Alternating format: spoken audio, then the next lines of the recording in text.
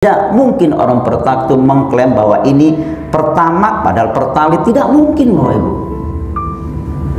Karena diawasi oleh Allah, membangun kesadaran.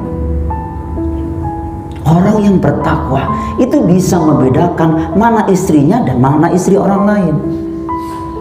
Iya, banyak orang nggak ngeh loh. Istrinya seperti diperlakukan seperti tanda kutip seperti apa? Hah? Pembantunya. Sementara sekretarisnya atau orang lain diperlakukan seperti istrinya. Repot itu. Orang yang bertakwa tidak mungkin Bapak Ibu melakukan seperti itu. Karena Dia Allah bersamanya, bersama kamu di mana saja kamu berada. Sebagai jaksa, ya kan, sebagai rakyat kecil, sebagai pejabat, tidak mungkin dia berbuat maksiat karena merasa diawasi oleh kamera ilahiyah, ada CCTV-nya. Begitu Bapak Ibu.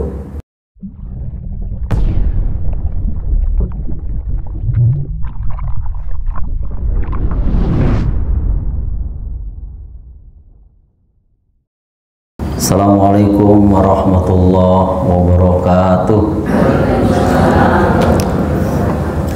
Alhamdulillah alladzi anzalal Qur'an hudan linnasi wa bayyinatin minal huda wal furqan. Asyhadu an la ilaha illallah wahdahu la syarikalah wa asyhadu anna Muhammadan abduhu wa rasuluh. Allahumma salli ala Muhammad wa ala alihi wa ashabihi ajma'in, amma ba'du. Faqala Allah Ta'ala fi kitabil karim, a'udzu billahi minasyaitonir rajim. Ya ayyuhalladzina amanu taqullaha haqqa tuqatih wa la tamutunna illa wa antum muslimun. Yang terhormat Ketua DKM dan segenap pengurus Masjid Nurul Hidayah, hadirin Bapak Ibu yang dimuliakan Allah SWT, di pagi yang penuh dengan keberkahan ini tentunya kita senantiasa bersyukur kepada Allah SWT karena Allah senantiasa mengaktifkan detak jantung kita sehingga hari ini kita masih diberi kesempatan oleh Allah untuk memperbanyak amal ibadah kita, diberi kesempatan pula oleh Allah untuk lebih dekat dengannya. Dan yang paling terpenting detik ini, hari ini kita masih diberi kesempatan oleh Allah untuk merevisi akhlak dan perilaku kita. Semoga hari ini lebih baik daripada hari kemarin. Amin. Sholawat serta salam kita sampaikan kepada Nabi kita Muhammad Sallallahu Alaihi Wasallam, bahwa memang tidak ada contoh dan suri teladan yang benar di dunia ini kecuali Nabi kita Muhammad Rasulullah Sallallahu Alaihi Wasallam. Hadirin Bapak Ibu yang saya hormati, sehat semuanya? Alhamdulillah. Jangan tegang-tegang, masih pagi ya. Jadi Cikini gondang dia gitu. Kalau kesini harus bahagia. Nah itu pagi-pagi harus bahagia gitu. Baik, hari ini kita akan sharing tentang merawat takwa pasca Ramadan. 1 bulan penuh kita di-training oleh Allah melalui ibadah puasa yang tujuannya tidak lain adalah la'allakum tattaqun, agar kita semuanya menjadi orang-orang yang bertakwa. Dengan mudah bisa dikatakan apabila 1 bulan penuh kita tidak menjadi orang bertakwa, maka ibadah puasa kita sia-sia. Kenapa demikian? Karena yang paling banyak masuk surga adalah orang yang bertakwa dan mempunyai akhlak yang baik. Sebab itu takwa ini harus kita implementasikan dalam kehidupan sehari-hari untuk menghadapi 11 bulan ke depan. Nah 11 bulan ke depan itulah kita harus menjadi karakter orang yang bertakwa. Maka sebagai muqaddimah Allah telah berfirman dalam surah 3 itu surah Ali Imran ayat 102. Saya yakin Bapak Ibu sudah hafal ayat itu. Ya ayyuhalladzina amanu taqullaha haqqa tuqatih wala tamutunna illa wa antum muslimun. Wahai orang-orang beriman, bertakwalah kamu kepada Allah dengan takwa yang haqqu tuqatih, yang sebenar-benar takwa. Jadi nggak main-main, harus sungguh-sungguh. Kalau toh sholatnya yang sungguh-sungguh. Kalau toh berdoa, doanya yang sungguh-sungguh. Kalau kita ngaji yang sungguh-sungguh. Kalau kita tadabbur Al-Quran, baca Al-Quran yang sungguh-sungguh. Jangan setengah-setengah. Haqqo tuqatih. Kita ini harus bertakwa yang benar-benar takwa. Bukan hanya sekedar ritual-ritual keagamaan, tapi takwanya yang aplikatif dalam kehidupan sehari-hari. Yang sungguh-sungguh. Di bulan Ramadan kemarin kita sudah melaksanakan ibadah yang namanya sholat tarawih. Maka sekarang kita lanjutkan sholat tahajud yang sungguh-sungguh. Di akhir-akhir Ramadan kita juga dianjurkan oleh Allah untuk zakat fitrah, zakat mal. Jangan kalah dengan mereka zakat mal. Akhir Ramadan zakat mal. Luar biasa, semua diserbu mal. Zakat mal dengan zakat mal beda tipis kan begitu. Maka semangat untuk mengeluarkan zakatnya. Ya, zakatnya 2,5%, zakatnya, berkahnya 100%, luar biasa itu. Jadi haqqo tuqatih, yang sungguh-sungguh, sholatnya sungguh-sungguh, jadi istri yang sungguh-sungguh, jadi seorang suami juga yang sungguh-sungguh. Jangan asal yang penting saya hidup, nggak bisa. Yang penting saya sudah sholat juga tidak bisa. Ya kan, hafalan ayat itu hanya ustadz itu. Jangan kita, nggak bisa begitu, sama-sama. Setelah itu baru Allah tekankan wala tamutunna illa wa antum muslimun, dan janganlah kamu mati melainkan dalam keadaan sistem Islam. Karena banyak di luar sana ngaku muslim tapi matinya cara kaum musyrikin. Banyak orang yang ngaku muslim, ya kan, matinya kadang seperti kaum musyrikin, kaum kafirin, kaum zalimin. Maka di ayat ini ditekankan wala tamutunna illa wa antum muslimun, dan janganlah kamu mati melainkan kamu dalam keadaan sistem Islam. Janganlah kamu mati melainkan dalam keadaan muslim. Berarti surah 3 ayat 102 tadi, inilah pesan moral dari Allah, mempunyai apa? Dua makna. Kita dianjurkan oleh Allah menata kurikulum hidup. Bab pertama, kita harus menjadi orang yang benar. Bab kedua, sholat yang benar. Bab ketiga, amal soleh. Sampai bab penutup, husnul khotimah. Itu harapan kita. Dari surah 3 ayat 102 tadi, Nabi Yusuf lantas berdoa. Apa doanya Nabi Yusuf? Dalam surah 12 ayat 101.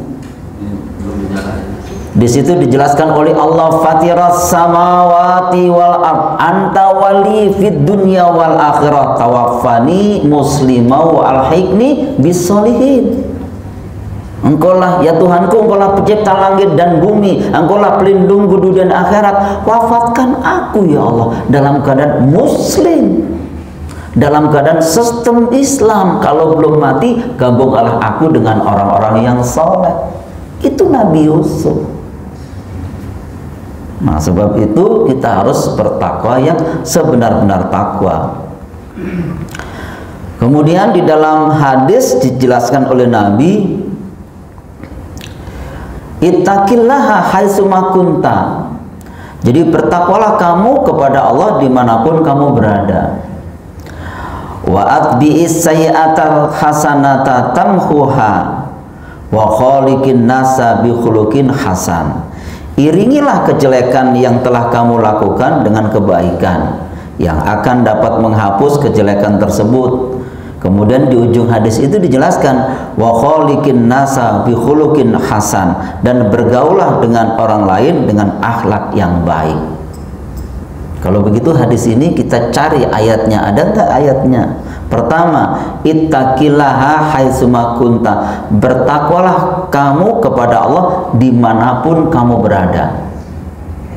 Di Senayan City juga harus bertakwa. Tamrin City, lantai 1, lantai 2, lantai 3, banyak kerudung, banyak gamis, banyak batik, tetap juga harus menjadi orang yang bertakwa. Kemudian di mana lagi? Tamrin City sudah, Gandaria City sudah, Tanah Abang tetap juga harus bertakwa. Ya. Mau ngumpet di Kokas tetap juga harus menjadi orang yang bertakwa. Dimanapun kamu berada, kita harus menjadi orang bertakwa. Nah, sekarang kita buka ayatnya, surah 57 Al-Hadid ayat 4. Silakan Bapak Ibu diterjemahkan. Surahnya 57 Al-Hadid ayat 4.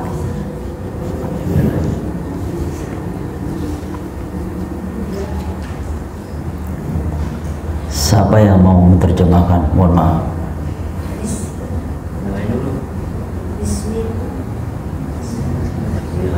Bismillahirrahmanirrahim. Dialah yang menciptakan langit dan bumi dalam 6 masa. Kemudian dia bersemayam di atas ars.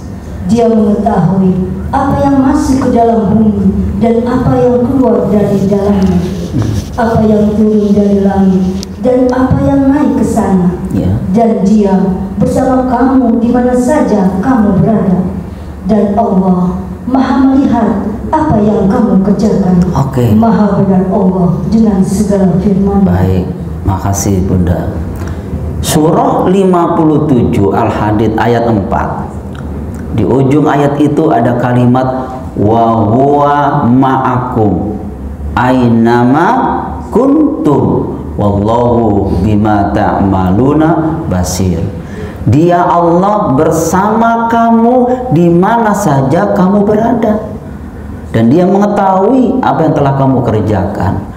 Orang yang bertakwa, dia membangun kesadaran kepada dirinya bahwa segala aktivitasnya selalu diawasi oleh kamera ilahiyah, ada CCTV-nya. Maka tidak mungkin orang bertakwa itu menerima suap 60 miliar. Saya nggak tahu terjadi di mana, ya Bapak Ibu yang paham, saya hanya cerita doang. Orang yang bertakwa tidak mungkin dia berbuat mesum. Kenapa? Karena ada Allah. Allah bersama dia. Gak mungkin orang bertakwa itu berbuat mesum. Tidak mungkin orang bertakwa itu manipulasi data. Tidak mungkin orang bertakwa itu mengklaim bahwa ini pertama padahal pertalit. Tidak mungkin Bapak Ibu. Karena diawasi oleh Allah. Membangun kesadaran.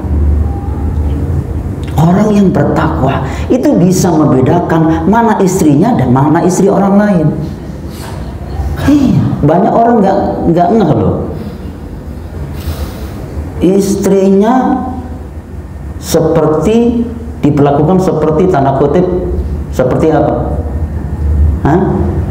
Pembantunya. Sementara sekretarisnya atau orang lain diperlakukan seperti istrinya. Repot itu. Orang yang bertakwa tidak mungkin Bapak Ibu melakukan seperti itu. Karena dia Allah bersamanya, bersama kamu di mana saja kamu berada. Sebagai jaksa, ya kan? Sebagai rakyat kecil, sebagai pejabat, tidak mungkin dia berbuat maksiat karena merasa diawasi oleh kamera ilahiyah, ada CCTV-nya. Begitu Bapak Ibu. Coba Bapak Ibu buka surah 4 ayat 108. Berarti kan surah An-Nisa ya. Saya yakin Bapak Ibu sudah hafal itu. Ya, coba buka surah 4 ayat 108. Nanti kita terjemahkan secara empiris dalam kehidupan sehari-hari. Iya, silakan. Bismillahirrahmanirrahim. Mereka dapat bersembunyi dari manusia. Tetapi mereka tidak dapat bersembunyi dari Allah. Karena Allah beserta mereka ketika pada suatu malam mereka menetapkan keputusan rahasia yang tidak diridhoinya. Dan Allah Maha meliputi terhadap apa yang mereka kerjakan. Yes, jelas Bapak Ibu. Di surah 4 An-Nisa ayat 108. Yastakhfuna minan nasi wala yastakhfuna minallah wa huwa ma'ahum id yubayyituna ma la yarda minal qaul wa kana Allahu bima ya'maluna muhita. Mereka bisa bersembunyi dari manusia, tapi mereka tidak bisa bersembunyi dari Allah. Ketika mereka memutuskan perkara yang rahasia pun Allah meliputi segala ilmunya, bukan begitu? Dan kita tidak bisa menghindar dari kamera ilahiyah. Selalu diawasi Bapak Ibu, dimanapun kamu berada. Mau sendirian, tetap juga ada Allah. Maka tidak mungkin orang bertakwa tadi berbuat maksiat. Mereka bisa loh Bu, bersembunyi dari manusia, bisa. Oh enggak, saya enggak berbuat apa-apa. Oh nanti begitu dipublikasikan, loh kok jadi begini? Ya kan? Nanti bisa jadi rumahnya disita, mobilnya disita, ya kan? Gara-gara apa? Mesum. Padahal dia pakai peci seperti saya, pakai baju koko, Ramadan juga puasa. Loh kok kenapa mereka menyimpang? Tapi mohon maaf Bapak Ibu saya hormati, setiap manusia punya kekurangan, punya aib. Tapi kita berdoa sama Allah agar kita ditutupi aib-aib kita, agar kita juga dilindungi dari cemar dan malu. Kan begitu. Caranya bagaimana? Ya jangan membuka aib orang lain, kan begitu. Allah saja sendiri tidak pernah membuka aib orang lain. Tapi Pak Ustadz, dia memang begitu. Bayangkan aja, nih suaminya nggak kerja, istrinya kerja sebagai artis, katakanlah begitu ya. Lantas kemudian cerai, minta 3 miliar kalau gini, gimana coba? Terus kemudian yang satunya begitu, saya punya teman, lantas gimana? Dia bangun rumah teman saya, terus karena dia rumahnya belum jadi, mau ngontrak, saya bilang nggak jadi, nggak usah ngontrak, kamu tidur aja di rumah saya. Dia lupa di rumahnya ada istrinya, akhirnya selingkuh dengan istrinya, bubar lagi kan gitu, repot. Jadi memang harus haqqa tuqatih, bertakwa yang sebenar-benarnya, nggak main-main Bapak Ibu. Kemudian hadis tadi dilanjutkan poin yang kedua, wa asbi'is sayyi'atal hasanata tamhuha. Iringilah kejelekan yang telah kamu lakukan dengan kebaikan yang akan dapat menghapus kejelekan tersebut. Kita kan punya kekurangan, pernah berbuat maksiat, maka hari ini harus diiringi dengan perbuatan yang baik. Allah pasti menghapus kesalahan-kesalahan yang telah kita lakukan. Salah satu bukti, Allah telah berfirman dalam surah 11 surah Hud ayat 114. Silakan Bapak Ibu buka surah 11 ayat 114. Karena layarnya nggak bisa, jadi yaudah kita two side argumen ya. Dan laksanakanlah salat pada kedua ujung siang, pagi dan petang, dan pada bagian permulaan malam. Perbuatan-perbuatan baik itu menghapus kesalahan-kesalahan. Itulah peringatan bagi orang-orang yang selalu mengingat Allah. Innal hasanati yudhibnas sayyi'at. Sesungguhnya perbuatan baik itu bisa menghapus kesalahan-kesalahan yang telah kita lakukan. Di antaranya yang disebut hasanah itu Bapak Ibu hormati, yakni sholat 5 waktu. Sholat 5 waktu itu disebut hasanah dalam persepsi Allah. Berarti sholat 5 waktu bisa menghapus dosa-dosa kita yang telah kita lakukan. Kata Nabi, seperti air bisa menghilangkan kotoran. Maka kalau kita sholat, kalau kita doa yang sungguh-sungguh, karena sholat kita bisa menghapus dosa-dosa yang telah kita lakukan. Kemudian dilanjutkan hadis itu, wa khaliqin nasa bi khuluqin hasan, dan bergaulah dengan orang lain dengan akhlak yang baik.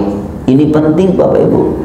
Maka dijelaskan oleh Allah dalam surah 8 ayat 1. Dalam surah 8 ayat 1 di pertengahan itu ada kalimat fattaqullah, fattaqullah wa aslihu dzata bainikum. Bertakwalah kamu kepada Allah dan perbaikilah hubungan sesama manusia di antara kamu. Bertakwa. Begitu Bapak Ibu. Dengan demikian bagaimana? Ya harus aplikatif. Fattaqullah wa aslihu dzata bainikum. Bertakwalah kamu kepada Allah dan perbaikilah hubungan sesama manusia. Jadi hablum minallah itu ritualnya, dilanjutkan hablum minannas. Itulah implementasi daripada takwa. Jadi Islam bukan hanya sekedar ritual-ritual keagamaan, tetapi juga harus memperbaiki akhlak dengan sesama manusia. Hablum minallah, hablum minannas. Fattaqullah wa aslihu dzata bainikum. Begitu Bapak Ibu. Kalau toh ada orang yang rajin sholatnya, dia juga harus sungguh-sungguh memperbaiki akhlaknya supaya sholatnya bisa menghapus kesalahan-kesalahan yang telah dilakukan. Begitu Bapak Ibu. Baik. Rasulullah SAW pernah bersabda, hadis yang diriwayatkan oleh At-Tirmizi, akmalul mu'minina imanan ahsanuhum khuluqan. Orang mukmin yang paling sempurna imannya adalah yang paling baik akhlaknya. Saya ulang lagi Bapak Ibu, orang mukmin yang paling sempurna imannya adalah yang paling baik akhlaknya. Wa khiyarukum khiyarukum linisaihim khuluqan. Yang terbaik di antara kalian adalah yang terbaik akhlaknya kepada pasangannya. Pasangannya Bapak Ibu. Tapi di sini ditekankan khiyarukum linisaihim khuluqan. Berarti seorang suami harus lebih baik, ya kan, berbuat baik, yang terbaik kepada pasangannya, yakni siapa? Istrinya.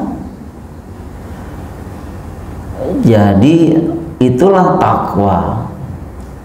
Kenapa harus lebih baik dengan pasangan, terutama istrinya? L3 Bu, L3. Lo lagi. Kalau nggak berbuat gimana ya Pak? Di kamar ketemu dia, di dapur ketemu dia, di ruang tamu juga ketemu dia, mau main ke sana dengan anak, dengan dia lagi. Tuh harus berbuat baik. Sibuknya bukan main. Dulu ada seorang sahabat ya di zamannya Umar bin Khattab, istrinya itu tiap hari ngomelin melulu, ibarat sekarang itu telinganya merah gitu, ngomel aja. Akhirnya dia pingin ngadu, saya pingin ngadu sama Amirul Mukminin yaitu Umar bin Khattab. Masa tiap hari saya diomelin melulu sama istri saya. Ngadu, berangkat ke Amirul Mukminin, seorang khalifah di saat itu.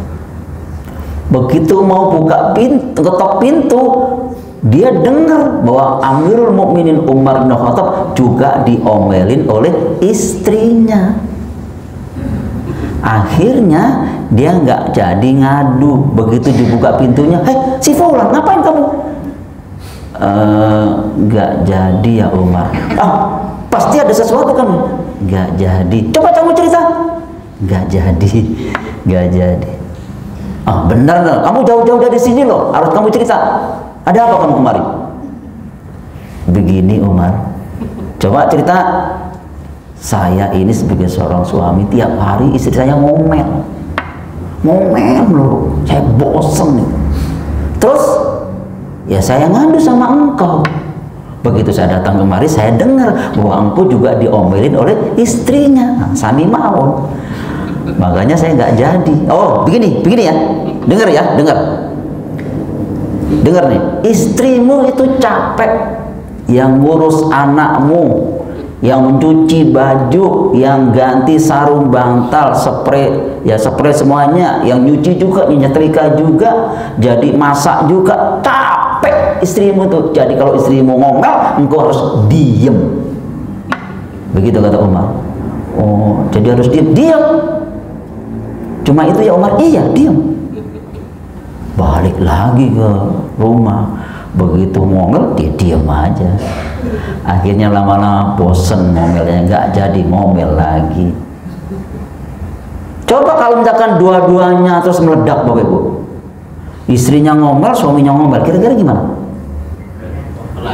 Ya konflik, ya nggak bisa, meledak gitu. Makanya dulu pernah saya ajarkan di sini, harus dipreser fujurnya, diangkat takwanya. Insya Allah menjadi orang-orang yang takwa. Begitu Bapak. Nggak perlu terus marah-marah. Ya. Nanti kalau saling menyalahkan, nggak selesai masalah. Enak kamu di rumah ongkang-ongkang aja. Saya sebagai seorang suami kerja capek, tahu nggak, kesana kemari. Ya hujan-hujan. Kata istrinya, memang enak tunggu di rumah. Ya, capek juga ngurusin anakmu, susah diatur kayak kamu juga. Mulai panjang lebar. Maka harus bagaimana? Khiyarukum linsaihim khuluqa, harus yang terbaik. Wa ashiruhunna bil ma'ruf, kan begitu kan? Coba buka surah 4 ayat 19. 4 ayat 19, berarti surah An-Nisa ya.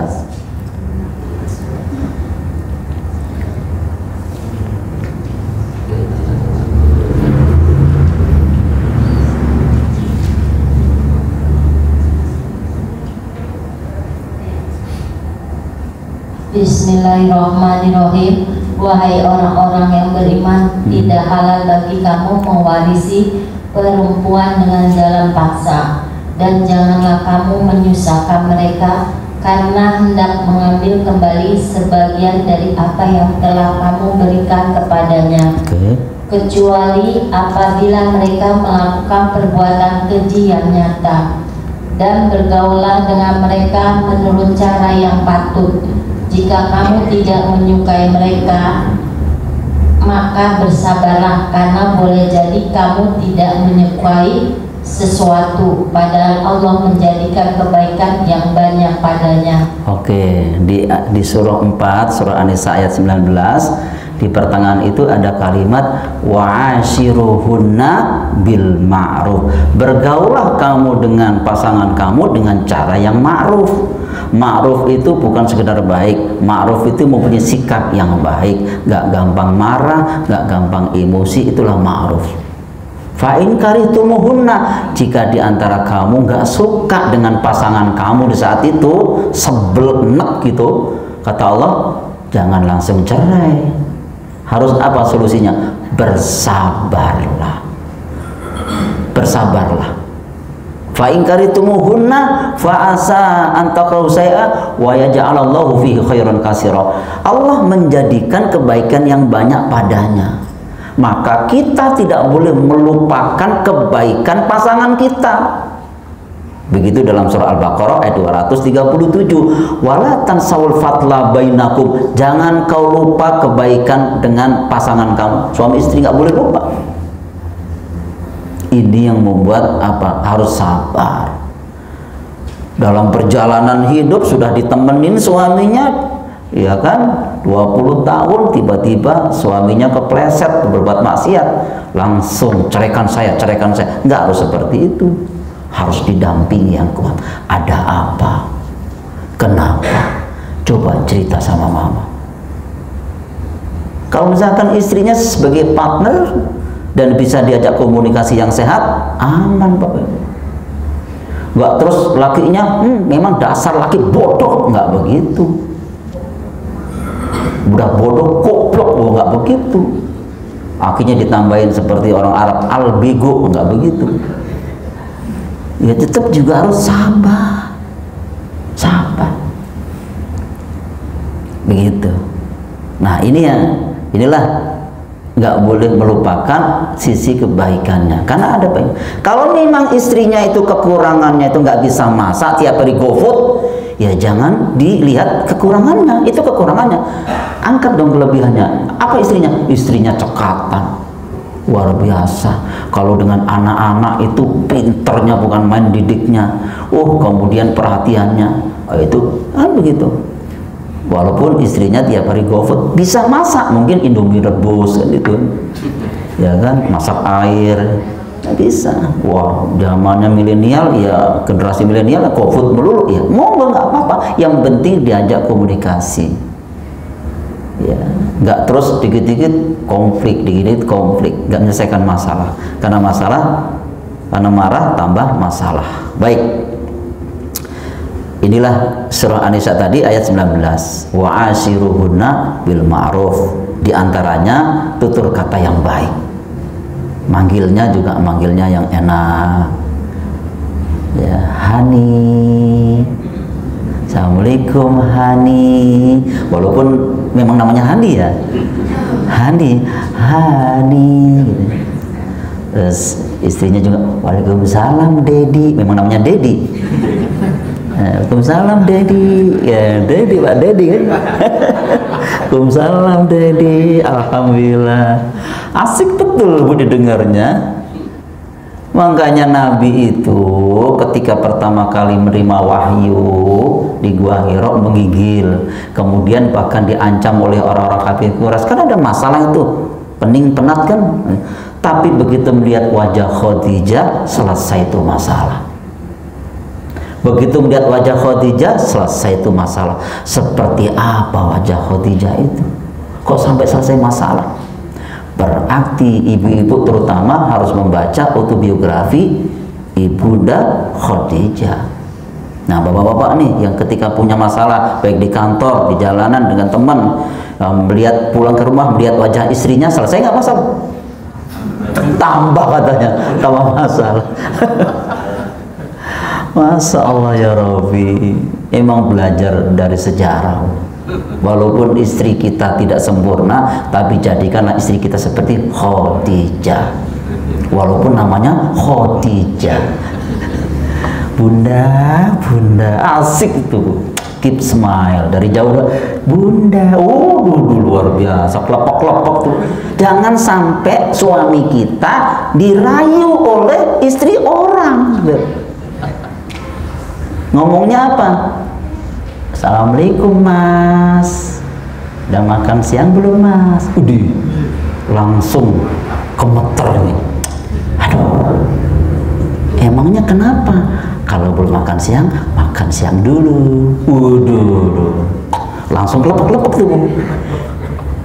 Di rumah nggak pernah seperti itu. Nah, ibu-ibu harus perhatian. Udah makan siang belum? Udah sholat zuhur belum? Walaupun hanya ecek-ecek, tapi itu atentif, dasar itu. Bisa melunturkan rayuan gombal di luar sana itu, betul itu. Ingat, jam segini akan makan, jangan lupa sholat zuhur. Nggak ada salahnya ibu ngomong, walaupun yang sekedar WA. Kalau enggak, nanti dirayu oleh mereka. Ya, walaupun kalau toh ngikutin rayuan juga tetap salah. Cuma kan excellent, nggak ngeselin gitu.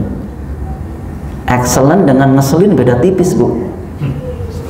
Makanya di rumah ya kan nyiapin teh manis, ya kan, betul niat teh manis tuh, itu bisa pahit tuh Bu teh manis. Itu minum tuh tehnya, udah minum tehnya. Minum tehnya. Dari tadi saya bikin teh manis sampai tuh dirubuhin semut tuh. Minum teh, minum. Udah siap berangkat. Itu teh manis jadi pahit Ibu. Sementara di kantor teh tawar jadi manis. Pak, diminum tehnya. Diminum tehnya Pak. Nanti kalau kurang aku tambahin lagi. Ada bakwannya, ayo dimakan Pak. Itu langsung adem tuh. Udah saya berburu ke kantor aja. Ini yang bikin repot.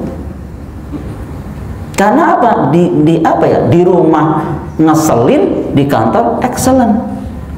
Ayo Mbak, diminum tehnya.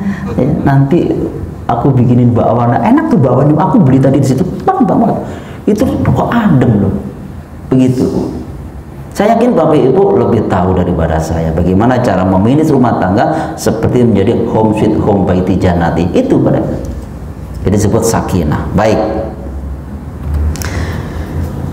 kita lanjutkan lagi. Bagaimana cara merawat takwa pasca Ramadan? Pertama, berdoa kepada Allah agar tetap istiqomah. Jadi berdoa kepada Allah agar tetap istiqomah. Karena Allah lah yang membolak-balikkan hati kita, maka kita memohon kepada Allah. Yang kedua, mendawamkan kajian Al-Quran terus menerus. Ingat, di bulan Ramadan kita semangat untuk tadarus Al-Quran, semangat untuk tadabur. Maka poin yang kedua, kita harus mendawamkan kajian Al-Quran secara terus menerus.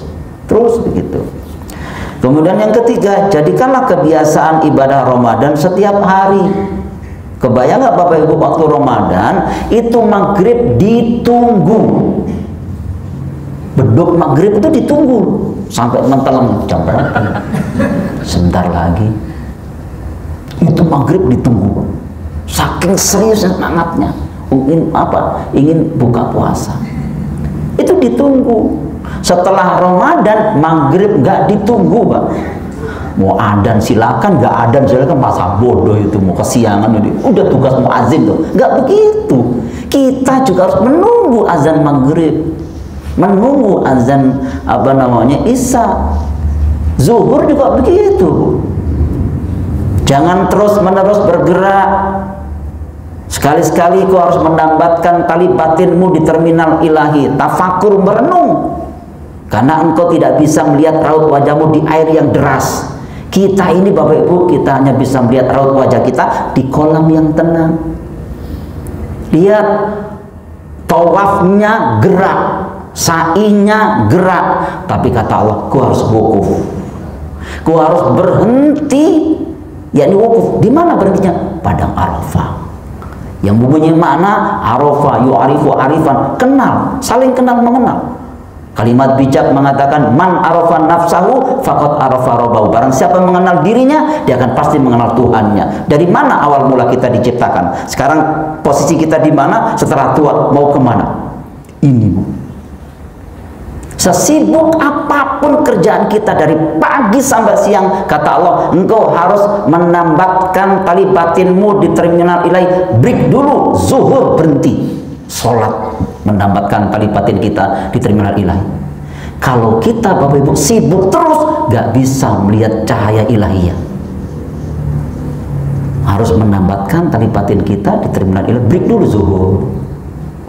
Setelah itu lunch, baru kemudian silaturahmi. Setelah itu apa? Sibuk kerja lagi, nanti dipanggil lagi oleh siapa? Oleh Allah. Hayyalan falah. Ayo menuju kesuksesan. Apakah kita bisa sukses jika tidak kita lakukan hayyalas sholat? Juga tidak bisa. Maka dipanggil oleh Allah, hayyalas sholat, baru hayyalal falah. Mukulu, gerak dulu, baru mendapat falah. Ternyata Bapak Ibu, ini ditangkap oleh saudara-saudara kita, terutama orang Cina. Hayyalan falah, dia panggil hayyalan falah, hayyalan falah.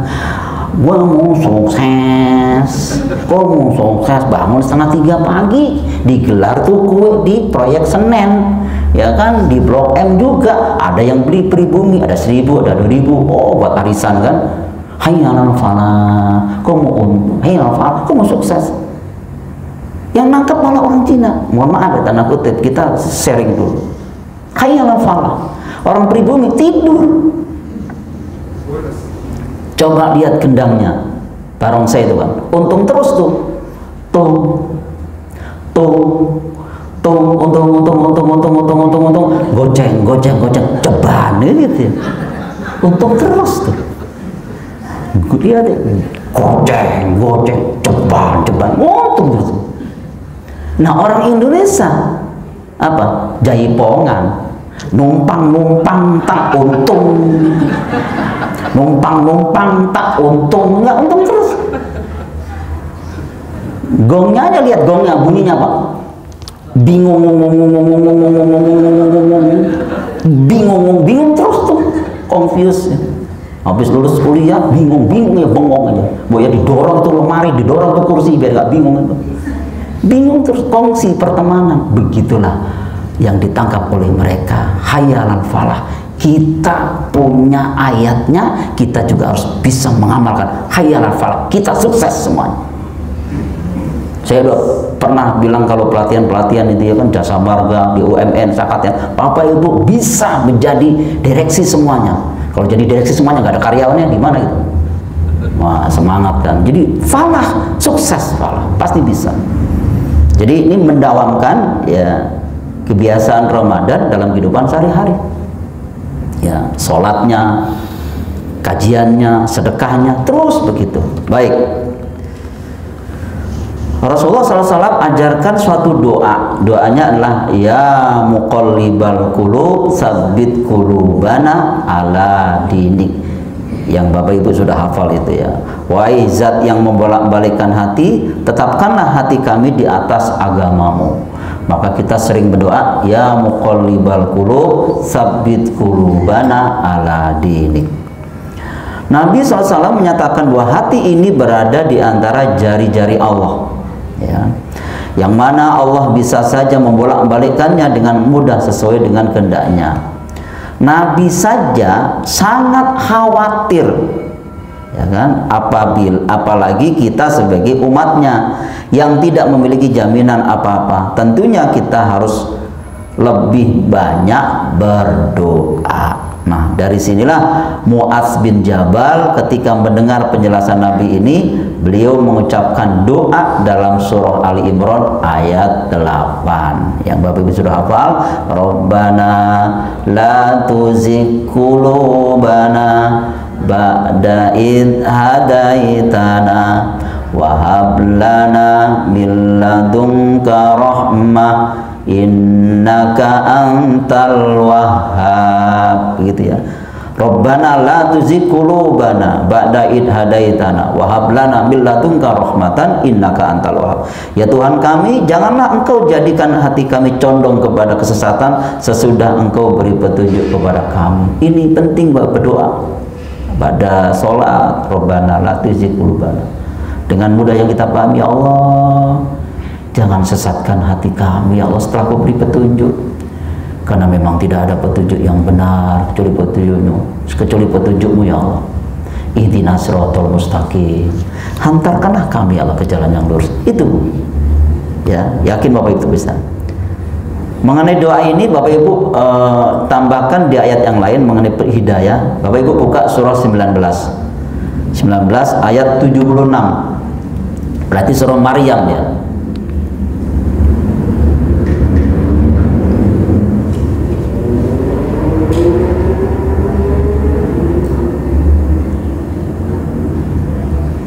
Silakan buka surah 19 ayat 76. Silakan diterjemahkan, mohon maaf.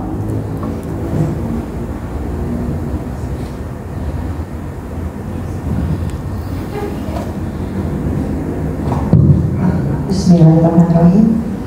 Dan Allah akan menambah petunjuk kepada mereka yang telah mendapat petunjuk, dan amal kebajikan yang kekal itu lebih baik pahalanya di sisi Tuhanmu dan lebih baik kesudahannya.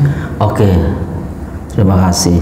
Wa yazidullahu alladzina tadau hudan. Jadi Allah akan menambah petunjuk kepada hambanya, ya kan, sesudah mereka mendapat petunjuk, ditambah lagi. Jadi Bapak Ibu hadir di majelis taklim di sini, ditambah lagi petunjuknya, terus ditambah lagi petunjuknya sehingga kuat. Minimal diarahkan oleh Allah, tidak bergaul dengan orang-orang yang tidak benar. Begitu Bapak. Buka lagi surah 39 berarti surah Az-Zumar, ayatnya ayat 36 sampai 37.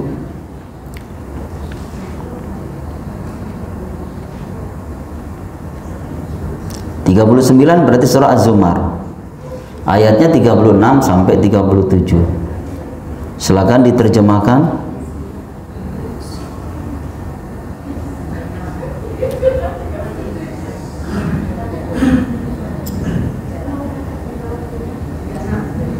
surah 39 ayat 36 sampai 37.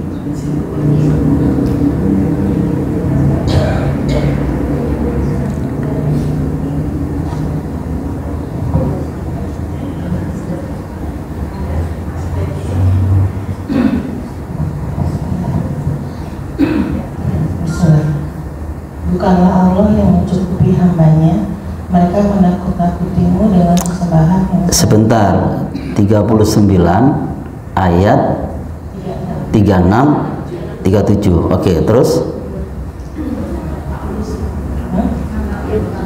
bukanlah Allah yang mencukupi hambanya, mereka menakut-nakutimu dengan sesembahan yang selain Dia. Barang siapa dibiarkan sesat oleh Allah, maka tidak seorang pun yang dapat memberi petunjuk kepadanya. Oke, terus 37-nya? Dan barang siapa diberi petunjuk oleh Allah, maka tidak seorang pun yang dapat menyesatkannya. Bukankah Allah Maha Perkasa dan mempunyai kekuasaan untuk menghukum? Oke, jelas di situ ya. Jadi di ujung surah 39 ayat 36 dijelaskan oleh Allah, wa may yudlilillahu famalahu min had. Barang siapa dibiarkan sesat oleh Allah, maka tidak seorang pun yang dapat memberi petunjuk kepadanya. Dan ayat 37-nya, wa may yahdillahu famalahu mim mudillin. Dan barang siapa diberi petunjuk oleh Allah, maka tidak seorang pun yang dapat menyesatkannya. Sudah dijaga Bapak Ibu. Jadi kita tidak perlu khawatir. Yang kita harus kita lakukan adalah memperbaiki akhlak dan perilaku kita di hadapan Allah, supaya Allah jaga. Karena sudah mendapat petunjuk ya, insya Allah tidak mungkin ada orang yang bisa menyesatkan kita. Begitu. Baik. Bagaimana alumni Ramadan? Alumni Ramadan termasuk kita alumni Ramadan. Alumni Ramadan berdasarkan surah 2 Al-Baqarah ayat 2 sampai 5 yang Bapak Ibu sudah hafal itu. Ya kan? Di surah Al-Baqarah ya kan ayat 2 sampai 5. Dalikal kitabul la raiba fihi hudal lil muttaqin. Itu adalah kitab Al-Qur'an, ajaran Al-Qur'an di dalamnya tidak ada keraguan. Tidak ada keraguan dan petunjuk bagi orang bertakwa. Ingat 1 bulan penuh kita melaksanakan ibadah puasa agar kita menjadi orang bertakwa. Nah, orang yang bertakwa itu alumni Ramadan tadi menjadikan Al-Quran sebagai apa? Pedoman hidup. Hudal lil muttaqin. Al-Quran dijadikan pedoman hidup. Di mana Allah jelaskan bahwa Al-Quran dijadikan pedoman hidup? Bapak Ibu buka surah 45 ayat 20. 45 ayat 20 berarti surah Al-Jasiyah.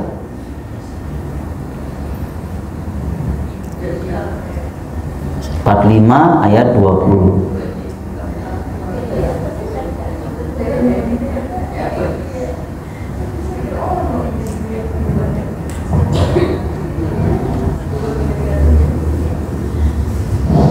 Bismillahirrahmanirrahim. Ini adalah pedoman bagi manusia, petunjuk dan rahmat bagi kaum yang meyakininya. Oke. Jadi Al-Quran dijadikan pedoman hidup, acuannya ya, referensi yang paling utama adalah Al-Quran. Karena Al-Quran hudal lil muttaqin, hudal linnas wa bayyinatin minal huda wal furqan. Begitu juga supaya hidup kita berkah, jadikanlah Al-Quran pedoman hidup, kemudian ditadaburi, dihayati. Itulah Al-Quran membawa keberkahan. Contoh, Bapak Ibu buka surah 38 ayat 29. 38 ayat 29 berarti surah Shad. Kita cek dulu ya, kalau nggak salah betul itu. Silakan diterjemahkan.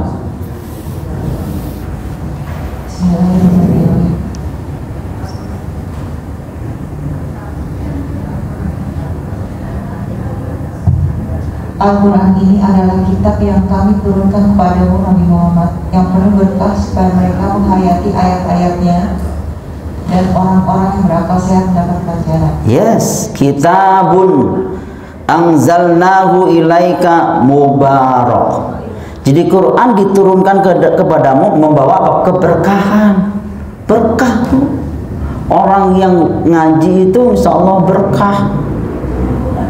Lihat dabbaru ayatihi, supaya berkah bagaimana? Mereka menghayati ayat-ayatnya, mentadaburi ayat-ayatnya. Bagaimana mungkin Al-Quran itu membawa keberkahan, orang baca aja nggak pernah? Bagaimana mungkin Quran itu mendapat keberkahan, orang mentadaburi Quran nggak pernah? Yang penting kan saya sudah sholat, Ustaz. Yes, tapi belum cukup hanya sekedar sholat 5 waktu. Kita juga harus mengkaji, mentadaburi Al-Quran. Supaya apa? Supaya hidup kita berkah. Bagi orang berakal, Al-Quran dijadikan pelajaran, ya kan? Dan kenapa? Karena Al-Quran diturunkan untuk manusia, bukan untuk binatang. Buktinya di mana? Bahwa Al-Quran diturunkan untuk manusia, bukan untuk binatang. Bapak Ibu buka surah 39 ayat 41. Surah 39 ayat 41 berarti surah Az-Zumar. Silakan diterjemahkan. Sudah mulai banyak ayat kan? Bismillahirrahmanirrahim. Sungguh kami menurunkan kepadamu kitab Al-Quran dengan membawa kebenaran untuk manusia. Yes. Kalau siapa mendapat petunjuk, maka petunjuk itu untuk dirinya sendiri. Dan siapa sesat, maka sesungguhnya kesesatan itu untuk dirinya sendiri. Dan engkau bukanlah orang yang bertanggung jawab terhadap mereka. Nah, jelas Bapak Ibu. Inna anzalna alaikal kitabal linnasi bil haq. Sesungguhnya kami telah menurunkan Al-Quran ini diturunkan untuk siapa? Untuk manusia, bukan untuk binatang. Makanya nanti kita pulang ke rumah, saya ini manusia bukan? Oh, manusia. Kalau begitu wajib hukumnya untuk membaca Al-Quran, mendalami Al-Quran. Makanya tidak ada komunitas ayam ngaji, ada nggak? Komunitas ayam ngaji? Nggak ada, Bu. Jadi kalau ada orang tidak pernah ngaji, kira-kira gimana? Ya, Bapak Ibu yang ngomong, bukan saya. Ya. Sebagai referensinya, sini sebagai referensi aja. Sebagai referensi di surah 7 ayat 179 lebih parah, lebih rendah daripada Al-An'am, balhum atau. Sudah Al-Quran diturunkan untuk manusia, maka bil haq, dengan membawa kebenaran. Al-Quran itu mengajarkan kebenaran, bukan kebaikan. Kalau benar otomatis baik, sedangkan baik belum tentu benar. Maka di dunia ini banyak orang yang baik, namun belum tentu benar. Yang penting baik, lu nggak sholat nggak apa-apa. Yang penting baik, aku sudah nyantunin anak yatim, aku sudah bangun masjid, aku sudah pembantu, aku berangkatkan umrah, lu nggak sholat nggak apa-apa, yang penting baik. Daripada tetangga kita sholat tapi mulutnya ember, mending kita nggak perlu adem tapi nggak sholat tapi baik. Kira-kira gimana kalau mau ketemu orang seperti ini? Memang baik, Bu, baik secara hablum minan nas, baik, namun di mata Allah zero, karena amalannya tanpa iman. Berarti di situ tanpa ritual keagamaan, nggak ada hablum minallah. Baik, banyak orang semacam itu.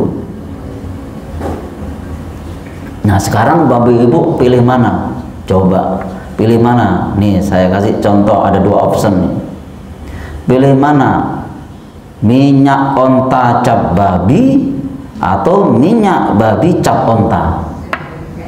Hah?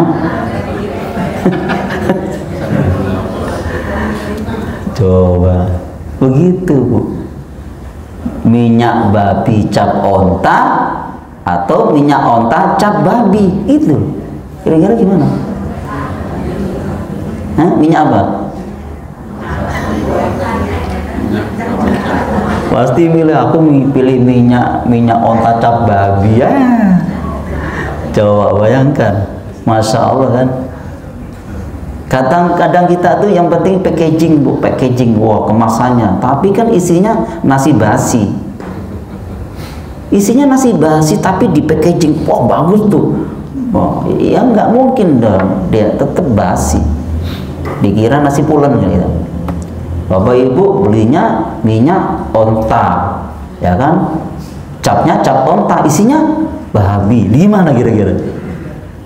Rugi dong, ketipu Bapak Ibu kan. Beli si fulan isinya fulan, repot jadinya. Baik. Nah, ini jadi Bapak Ibu harus apa? Kritis. Di situ kata Allah, maka ayat itu dilanjutkan tadi di surah Az-Zumarnya ayat 41-nya kan belum selesai. Manih tada fali nafsi, siapa yang mendapat petunjuk itu untuk diri mereka sendiri. Wa man dhalla fa innama yadillu 'alaiha, siapa yang sesat, nggak pernah ngaji, nggak pernah talim, pokoknya gedabrus ngomong ngalor ngidul, terserah karepe dhewe, itu pilihan dia. Kata Allah, wa ma anta 'alaihim biwakil, engkau Muhammad tidak bertanggung jawab atas perbuatan umatmu. Jadi memang masing-masing. Jadi gregetnya yang ditunggu oleh Allah itu. Gregetnya Bu, orang kan Allah tahu siapa yang mau menerima petunjuk, yang mau Bu, yang nggak mau itu pilihannya. Contoh surah 28 ayat 56. Coba Bapak Ibu buka surah 28 ayat 56.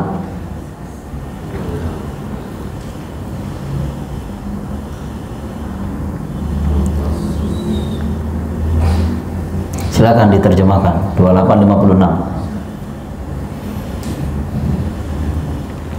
Bismillahirrahmanirrahim.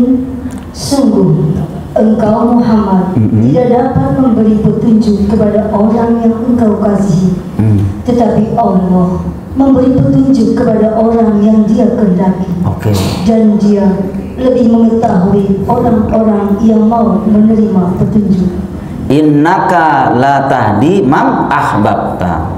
Sesungguhnya engkau Muhammad tidak bisa memberikan petunjuk kepada orang yang kamu cintai, kata paman kamu, yaitu Abu Thalib di saat itu. Allah akan berikan petunjuk kepada orang yang Dia kehendaki.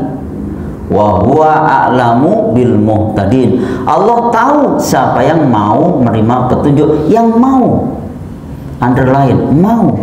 Mau inilah kunci daripada kesuksesan. Mau inilah dasar daripada keikhlasan. Mau. Bapak Ibu mau diatur oleh Allah, itu Allah tahu. Greget banget. Mau meninggalkan bantal kecintaannya sehingga bangun sholat tahajud, bangun malam, mau Bu. Mau menghadiri majelis taklim, mau ngaji, mau sholat, mau diatur, mau, itu yang ditunggu oleh Allah. Karena Allah tahu siapa yang mau menerima tunjuk. Maka Allah juga berfirman, engkau Muhammad hanya bisa memberi peringatan kepada orang yang mau mengikuti peringatan, yang mau Bu. Buka surah 36 ayat 11. 36 ayat 11. Pasti sudah hafal dong, Yasin ayat 11. Innama tungdiru manit taba'a dzikra wa khasya rahmana bil ghaib. Kan gitu. Silakan diterjemahkan.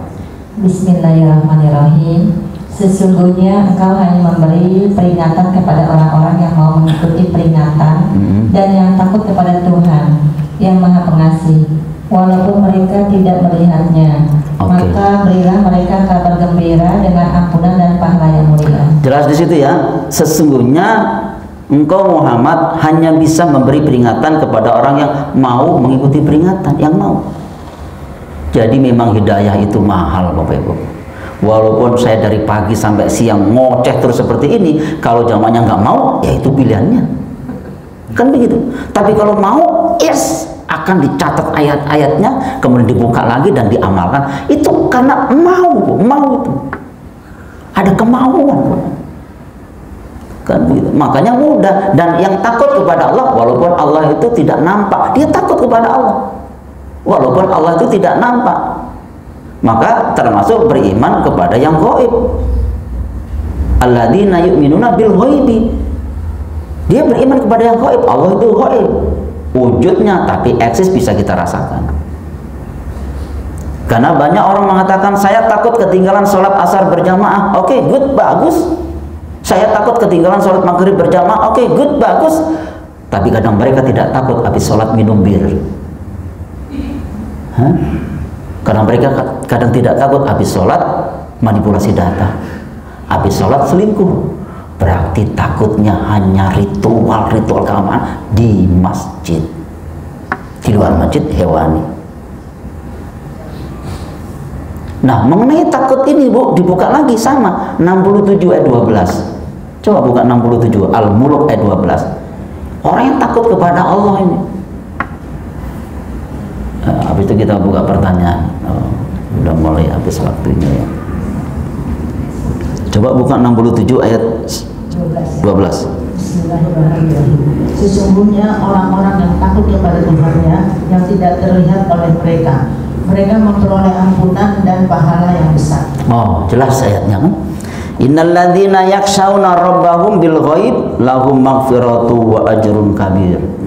Ini orang takut kepada Allah, Allah kasih pahala. Ya, dan Allah ampuni dosa karena dia takut. Jadi takut di sini artinya takut bukan sekedar ritual-ritual keagamaan, tapi takut mengingkari kesepakatan dengan aturan-aturan Allah, takut menyimpang dari aturan-aturan Allah. Itu Bu takutnya. Karena kata Allah, sesungguhnya yang takut kepada Allah adalah ulama. Siapa yang takut kepada Allah? Ulama. Nanti saya jelaskan. Buka surah 35 ayat 28. Innama yakhsyallaha min ibadihil ulama. Ada nggak di situ? 35 ayat 28. Ada di situ? Coba minta tolong diterjemahkan. Bismillahirrahmanirrahim. Dan demikian di antara manusia makhluk bergerak yang bernyawa dan hewan-hewan ternak ada yang bermacam-macam warnanya. Di antara hamba-hamba Allah yang takut kepadanya hanyalah para ulama. Sungguh Allah Maha Perkasa, Maha Pengampun. Ya, jelas itu. Innama yakhsyallaha min ibadil ulama. Sesungguhnya takut kepada Allah adalah ulama. Ulama itu jamak daripada apa? Alim. Alim, alama yu'alimu ulama. Orang yang banyak ilmunya takut kepada Allah. Berarti ulama konotasinya bukan hanya guru ngaji. Jadi ulama bukan hanya orang yang mendalami agama. Orang yang disebut ulama itu dengan disiplin ilmunya, seorang dokter ulama ketika tidak mencabuli pasiennya, kan gitu. Itu ulama itu. Ini enggak Pak, begitu sudah speak up, udah mulai di Bandung ada dokter, ya kan, kemudian di Garut juga ada, di Malang ada, di Jakarta ada. Itu bukan ulama, justru disebut ulama seorang dokter, ya kan, dengan disiplin ilmunya, dia tidak manipulasi data tentang alat-alat kesehatan. Itu ulama itu. Seorang istri takut kepada Allah, menjaga kehormatannya ketika suaminya tidak di rumah, disebut ulama. Petani pun juga disebut ulama ketika mereka tidak tidak menjual tanaman-tanaman yang busuk. Ulama karena takut kepada Allah. Jadi ulama itu konotasinya bukan hanya guru ngaji atau orang yang mendalami agama. Semuanya bisa jadi ulama. Misalnya Bapak Ibu ini contoh nih. Misalnya ada orang pakai peci seperti saya, pakai baju koko, korupsinya 100 miliar. Apa disebut ulama? Ulami barangkali. Ulami, apa tuh ulami? Nggak ngerti saya. Ulami. Jadi ulama itu konotasinya bukan hanya guru ngaji. Siapapun bisa menjadi ulama. Sesungguhnya takut kepada Allah adalah ulama. Lihat para nabi, para rasul, sahabat-sahabat nabi. Dia pedagang, seorang entrepreneur, takut kepada Allah, ulama. Ya kan? Kita juga demikian. Sebagai seorang bisnismen takut kepada Allah, ulama dia. Sesuai dengan passionnya masing-masing, itu disebut ulama. Baik. Sudah habis waktunya ya. Oh iya dong, berarti iya dong, berarti udah selesai. Baik, materinya masih banyak, tapi karena berhubung waktunya sudah habis, ya, di surah Al-Baqarah kan baru poin yang pertama, Al-Quran jadikan pedoman hidup. Belum poin yang kedua, alumni Ramadan. Poin kedua kan beriman kepada yang gaib, ya kan? Alladzina yu'minuna bil ghaibi dan seterusnya. Baik. Nanti materinya nanti saya share dalam bentuk PDF ya, banyak materinya. Ada yang bertanya kami persilahkan Bapak Ibu, karena sudah jam 9.20 ya. Iya.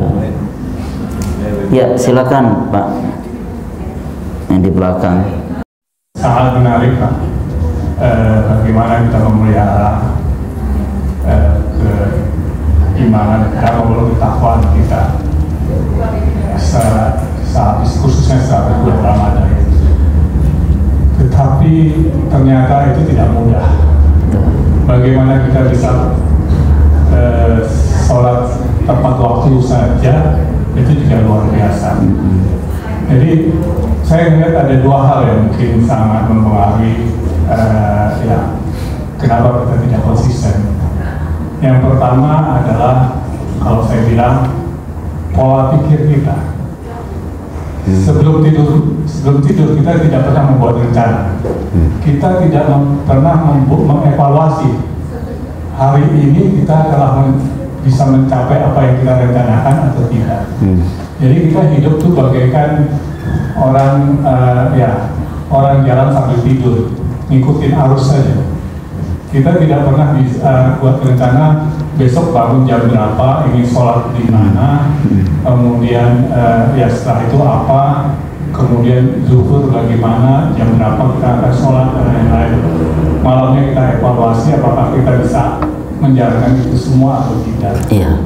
Itu satu hal yang memang karakteristik daripada umumnya orang-orang Indonesia. Yang kedua itu ekosistem, Pak. Jadi ekosistem kita lihat tadi Pak Ustadz sudah menyampaikan juga, misalkan kayak hakim itu kan wakil Allah dalam menegakkan keadilan dan lain-lain. Tapi buktinya apa? Banyak hakim yang luar biasa, di bawah tempat tidurnya itu ada 5 miliar, ada lebih dari segitu. Yang kedua juga saya tahu persis ada beberapa profesor yang setiap Jumat dia itu jadi imam ataupun memberikan khutbah, tetapi begitu masuk dalam lingkungan kekuasaan akhirnya ketangkap. Ada beberapa. Yang salah bukan profesor, orangnya secara individu sangat baik, tetapi sistemnya, ekosistemnya. Nah, saya lihat di TV itu ada seorang gubernur di Sulawesi Selatan kalau saya nggak salah yang mewajibkan 30 menit sebelum waktu sholat itu semua pekerjaan harus diberhentikan. Semuanya harus mempersiapkan diri untuk sholat berjamaah. Kalau misalkan itu tidak diikuti akan dimutasikan. Nah, artinya kita perlu kayaknya kalau tidak ya, kalau dari inisiatif itu kayaknya kita tahu bahwasanya begitu ada panggilan, azan dan lain-lain kita harus sholat dan lain-lain. Tetapi dalam kenyataannya ada aturan kantor, aturan ini, aturan itu yang membuat kita kemudian tidak bisa melakukan itu. Di sisi lain kita lihat juga di media itu banyak sekali contoh-contoh. Bayangkan coba, anak masih umur 5-6 tahun ulang tahun dikasih mobil. Dulu kita ketawa, dulu petani cengkeh itu begitu panen beli kulkas, padahal di rumahnya nggak ada listrik, Pak. Yang ada adalah kemudian kulkas itu dipakai untuk taruh sepatu. Tetapi sekarang ini itu ternyata terulang. Anak baru 7 tahun dan lain-lain dikasih rumah dan lain-lain. Jadi hal-hal yang kita tahu juga bahwasanya untuk menjadi kaya nggak perlu kita jadi orang pintar dan lain-lain. Nah, pertanyaannya adalah, mungkin kalau saya pernah waktu kecil tinggal di daerah atau mungkin waktu berkesempatan ke Mekah itu ekosistemnya membuat kita benar-benar bisa lebih konsentrasi dan lain-lain. Tapi kalau kita sekarang ini hidup kayak di Jakarta dan lain-lain, itu kayaknya kok susah gitu Pak Ustaz. Bagaimana caranya kita bisa konsentrasi, kita bisa tidak terganggu melihat kiri kanan dan lain-lain, atau kita harus pindah ke daerah yang benar-benar di Jawa Barat ini kan ada daerah yang nggak ada listrik, nggak ada radio, nggak ada TV dan lain-lain, jadi bisa konsentrasi seperti itu. Gimana kira-kira Ustaz? Terima kasih. Baik, bagus sekali pertanyaannya. Kita ini tidak bisa menghilangkan kemaksiatan yang ada di sekitar kita, tapi bagaimana kita membentengi diri dari kemaksiatan itu. Jadi kadang kita itu keluar dari sistem Islam, disindir oleh Allah dalam surah 5 ayat 50. Hukum yang mana yang paling baik, hukum Allah atau hukum jahiliyah? Kan itu dalam surah 5 ayat 50. Padahal dalam surah 3 ayat 19, innad dina indallahi Islam. Sesungguhnya sistem yang paling mulia di sisi Allah lah sistem Islam. Maka dalam surah 3 ayat 85, siapa yang mencari selain sistem Islam tidak diterima, tertolak, nggak diterima. Berarti kita kadang meninggalkan aturan Allah. Sederhana pada hakikatnya. Atiullaha wa ati rasul la'alakum turhamun. Taatlah kamu kepada Allah dan taat pula kepada Rasul agar kamu mendapatkan rahmat. Kan itu. Jadi kalau kita sebagai seorang ulil albab, orang yang berakal, mempunyai kecerdasan intelektual kan, spiritual intelligence kan begitu. Berarti kita harus memanage diri kita, mengevaluasi. Contoh, misalnya Bapak sebagai seorang direktur utama di PT X, tidak ada salahnya kalau misalnya mayoritas Muslim, ya meetingnya ya hari Senin, hari Selasa diinformasikan. Ingat zuhurnya jam berapa? Zuhurnya jam 12 kurang 5 menit misalnya kan ya. Berarti nanti teman-teman semuanya ya setengah 12 sudah mulai break persiapan untuk sholat zuhur. Tambah berkah itu nanti kantornya. Dulu saya mohon maaf ya, dulu Bang Duta, kami dengan Pak Toto Tasmara waktu itu kan, itu dari lantai 2, lantai 3 azan kok. Dan di PI juga pernah azan. Pondok Indah Mall pernah azan waktu itu, pernah. Habis itu udah hilang. Jadi kalau zuhur itu langsung semuanya azan. Allahu Akbar, Allahu Akbar. Subhanallah tuh. Jadi orang yang transaksi dengar azan. Ya kan, di Bang Duta juga begitu dengar azan. Setelah itu bubar, nggak ada lagi. Karena nggak ada yang memanage, nggak ada yang memelihara sebagainya. Bisa, Pak. Jangan terus azan itu kemudian itu di masjid aja. Enggak. Tapi kalimat Allahu Akbar ini harus apa ya, menggelegar dalam resonansi jiwa kita. Berarti kita harus akbar, Pak. Ya kan? Allahu Akbar ada dalam diri kita, break dulu. Kan begitu dalam surah 4 ayat 103. Waktu-waktu sholat sudah ditentukan oleh Allah. Ya kan? Sudah ada. Jadi kita sebagai seorang muslim sudah jelas tuh menata kurikulum hidup tuh.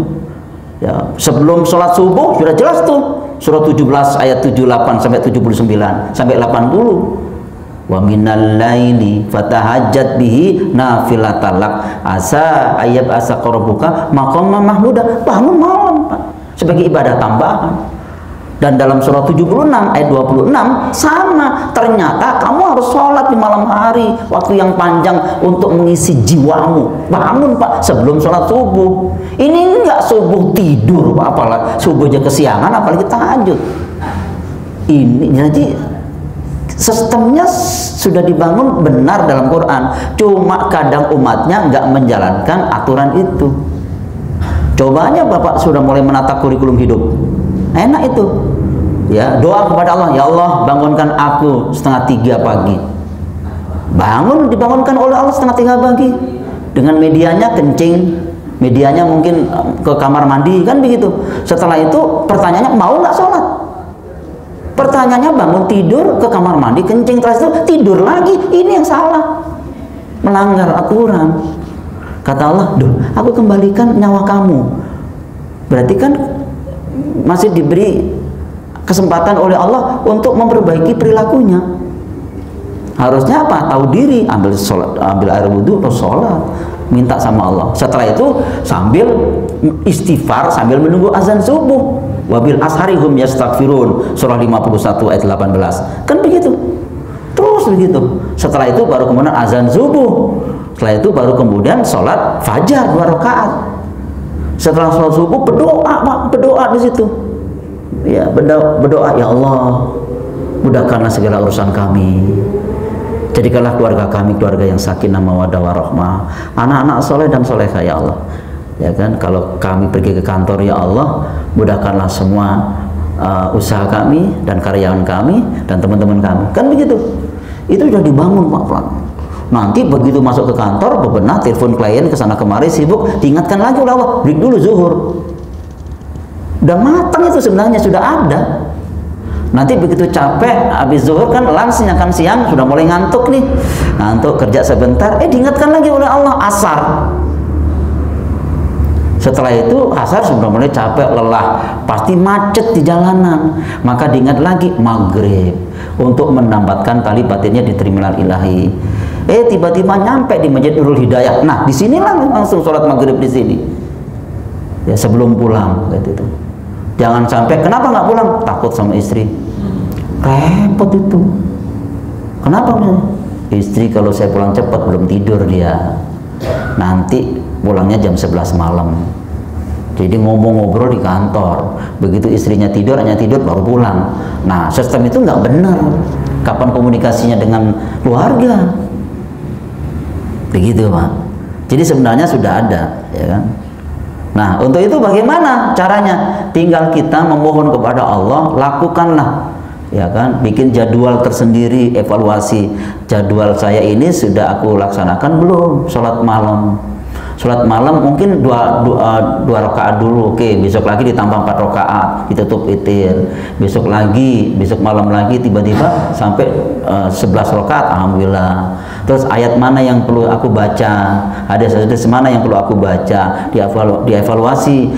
Kalau aku baca ayat ini tiba-tiba perilaku saya tidak sesuai dengan ayat ini, kira-kira nyesek atau biasa-biasa saja, kan itu Bu. Jadi kalau nggak sesuai gitu loh, nyesek, aduh nggak sesuai, jadi saya melanggar ayat ini dong, mulai dievaluasi. Terus begitu sampai endingnya husnul khotimah itu Pak. Ya, saya kira demikian kan. Oke, baik ya. Jadi di luar sana banyak yang melanggar aturan-aturan Allah ya. Baik. Ada lagi? Ibu-ibu? Ya, silakan. Ya, boleh Bunda. Kita ngaji sampai jam 1, tenang aja.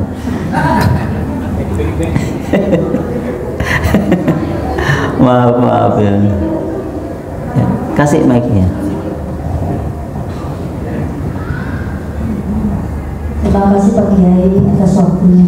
Iya. Ketika kita memahami akan seperti tadi Pak Kiai katakan, man alfa nafsah faqad alfa robba. Siapa yang memahami dirinya maka dia akan memahami, mengetahui akan adanya Allah Subhanahu wa Ta'ala. Tapi ketika kita manifestasikan untuk mengamalkan apa yang disampaikan oleh agama, terkadang kita malas pakai ya, tadi seperti Pak Kiai bilang, kita dibangunkan dengan alat jam berdiri, kita hanya pipis ke belakang, kita malas melaksanakan tahajud ataupun malas mengerjakan yang lain-lain. Itu apakah karena pengaruh dari makanan yang kita makan gitu Pak Kiai? Artinya mungkin ada hal-hal yang remeng-remeng atau mutazabiyah gitu. Jadi nggak ada yang bukannya yang halal dan thayyiban. Jadi mungkin itu salah satu pengaruh. Seperti kita kan diharuskan memakan makanan yang halal thayyiban itu menjadi darah daging kepada anak-anak kita, sehingga anak kita akan melahirkan anak-anak yang soleh. Seperti itu Pak Kiai pertanyaan saya. Baik. Ya, diantaranya memang bisa kita kaitkan ke situ, tapi tidak dominan. Tapi maaf ya, kita punya kesempatan, dikasih kesempatan oleh Allah untuk memperbaiki akhlak dan perilaku kita. Karena potensi tauhid dari surah 7 ayat 172, alastu birabbikum, sudah itu. Tapi kalau memang bawaan makanan, memang di surah 15 ya kan, Al-Hijr dari mulai ayat 28 sampai 30 sudah jelaskan di situ. Jadi akhirnya membawa sifat bawaan, maka disebut fujur namanya. Tapi kan Allah ilhamkan aku ilhamkan dua kan, ya, fa'alhamaha fujuraha wa taqwa. Alhamkan kepada jiwa itu antara takwa dengan fujur tadi. Nah, karena kita yang lebih dominan itu kadang fujurnya, maka malas. Harusnya kita pressure fujurnya, muncul takwanya, insya Allah tidak malas. Walaupun memang dari awal Allah sudah katakan kepada di surah 80 Abbas ayat 24, "Falyanzuril insan ila ta'ami." Dalam manusia memperhatikan makanannya. Jadi punya nazar itu, punya visi ke depan. Kalau kamu makan ini dampaknya apa? Itu misalnya. Dari surah 80 ayat 24, maka dari situ Allah jelaskan di surah 2 ayat 168 secara umum, ya ayuhan nas kulu mimma fil ardi halalan thayyiba. Wahai manusia, makanlah di bumiku ini mencari rezeki yang halal dan baik. Ini baru koma, kemudian dilanjutkan wala tattabi'u khutuwati syaitan, dan janganlah kamu mengikuti khutbah-khutbah langkah-langkah setan. Kenapa kita tidak boleh mengikuti langkah-langkah setan? Innahu lakum adu mubin, karena setan itu musuh yang nyata bagimu. Ayat ini bicara dua, halal dan baik. Kita ini bukan manusia, udah meningkat kata Allah di samping manusia. Apa meningkatnya? Kamu bukan hanya sekedar manusia, kamu menjadi orang yang mukmin. Maka berlakulah surah Al-Baqarah ayat 172. Ya ayyuhalladzina amanu, wahai orang beriman, makalah di bumi ini yang apa? Yang thayyib. Ayat ini tidak bicara halal, karena tahu orang mukmin itu tahu yang halal. Makanya tidak ngawur makan. Contoh, misalnya makan sarapan rujak bebek, cabenya 20 yang mencret, walaupun itu halal. Karena nggak bagus bagi organ tubuh kita. Orang yang beriman nggak ngawur makan. Kenapa? Karena juga sedikit banyak akan mempengaruhi pola kehidupannya. Banyak orang yang makan kenyang akhirnya ngantuk dan tidur, malas sholat. Jadi yang standar saja. Tapi bagi orang mukmin, makan yang bergizi, nggak banyaknya tapi kualitas makanan itu. Misalnya si fulan makan nasinya sebunyung ini kan, penuh, makan habis itu. Yang sebelahnya hanya makan telur aja, kemudian daging, ya stik gitu aja, udah kenyang. Tapi berizinya ada. Saya mohon maaf ya, sebagai studi komparatif aja kan itu. Nah, sudah makan munjung ya kan banyak, itu pun juga laporannya nggak bener. Ditanya oleh yang tukang wartegnya, tahu berapa? 1, padahal 2. Tahunya 2 dipencet jadi 1, makan gitu. Nah, itu yang terjadi. Ini aja sudah melanggar bagaimana bisa berkah hidupnya. Yang kerja eksekutif muda, pakai dasi, pakai jas, kerja di kantor, oke, kan begitu, jelas itu gajinya jelas, sudah jelas gajinya, maaf ya, gajinya 1 bulan 25 miliar, Pak. Kebayang nggak Bapak Ibu gajinya 25 miliar? Itu pun masih kurang sehingga korupsinya meningkat 1000 triliun. Kira-kira gimana coba? Saya nggak kebayang itu. Sudah gajinya per bulan 25 miliar masih kurang, Pak. Sehingga korupsinya meningkat 1000 triliun. Duit itu kalau dibeliin cendol bubar, ini banjir semua. Ini aja sudah keliru. Contoh para nabi, para rasul, contoh para sahabat. Itu Bu harusnya. Ya oke lah, kita nggak boleh putus asa dari mereka-mereka. Tetap kita berdoa kepada Allah, optimis, ya kan? Jadi kalimatnya begini: tebarkan iman dengan cinta, gubalah dunia dengan prestasi, jadikan hidupmu penuh arti, dan setelah itu bersiaplah untuk mati. Kalau toh harus mati, basah bibir memuji ilahi robbi la ilaha illallah. Itu Bu, ya kan? Kalau dilakukan enak tuh. Tebarkan iman dengan cinta, gubalah dunia dengan prestasi, jadikan hidupmu penuh arti, dan setelah itu bersiaplah untuk mati. Kalau toh harus mati, basah bibir memuji ilahi Rabbi, la ilaha illallah. Kalau itu bimbo ya gitu. Ya, pastikan dapatkan kaset-kasetnya di toko-toko sedepat, pastikan tidak ada. Baru dikarang gimana bisa ada? Baru dikarang. Baik, saya kira demikian. Mudah-mudahan pertemuan singkat ini mendapatkan keberkahan dari Allah SWT. Kita baca istighfar, mohon ampun kepada Allah. Semoga Allah tutupi aib-aib kita, Allah lindungi dari cemar dan malu, panjang umur dan berkah, ya kan, rezekinya lancar dan berkah. Al-Fatihah. A'udzubillahi minasyaitonirrajim. Bismillahirrahmanirrahim. Alhamdulillahirabbil alamin. Arrahmanirrahim. Maliki yaumiddin. Iyyaka na'budu wa iyyaka nasta'in. Ihdinas siratal mustaqim, siratal ladzina an'amta 'alaihim ghairil maghdubi